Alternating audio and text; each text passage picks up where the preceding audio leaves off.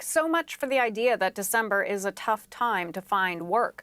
Last month, a shocking number of job hunters scored new positions, even with the many distractions of the holidays and even with signs pointing to a possible recession ahead. Let's bring in our Genie Lee on this one. Jeannie, some good news, but how strong is this hiring spree? Well, it always helps to have very low expectations, Hannah, because then you're never disappointed. And this was a case where, yes, expectations were pretty low. Economists were expecting 5,000, maybe 10,000 new jobs, but instead, Santa brought quite the sack full. So here's what we mean: 104,000 new positions, 10 times the typical result. Now, the jobless rate drops to 5%, and that's almost the record low that we saw last year. 85,000 more full-time positions that come with full-time paychecks. They really goose the economy. Now, private sector, you need the private sector to add jobs if you're going to have lasting, meaningful growth. And certainly that was the case. Now, there was strong hiring in a lot of sectors: construction, transportation, hospitality, etc. And 9 out of 10 provinces did gain jobs. The only one that didn't was New Brunswick. Now, if we zero in on one of those aspects, the full-time jobs, that is very key to sustaining the job market. The picture is pretty encouraging. In fact, we'll show you an actual picture, and it is a graph that goes back in the last year. Basically, the bar graph will show you just how many jobs were added or lost in any particular month.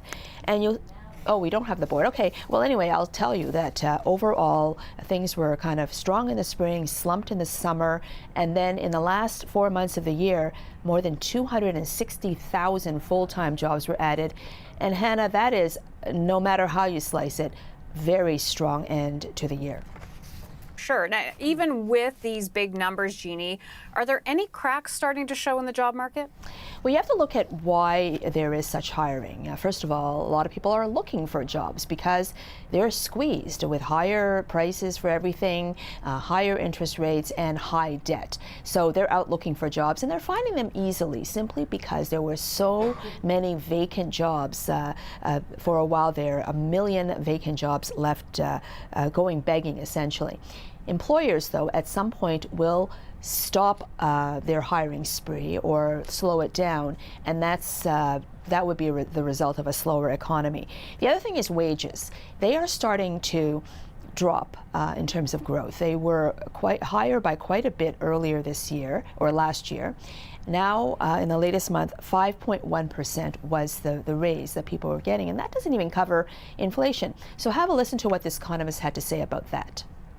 We're also seeing that the pace of wage growth is decelerating. So Canadian workers aren't making up for their lost purchasing power during the pandemic in terms of much faster wage growth. So yes, the labor market is tighter. It's very hot. The unemployment rate is very low, but it doesn't mean that the economy is necessarily racing ahead and that Canadian workers are about to get massive wage increases.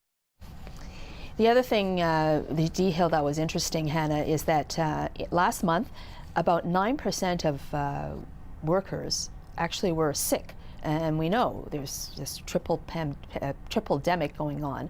And so, that is not great. And that could be a factor going forward because, of course, we haven't solved COVID-19. Variants are constantly coming up.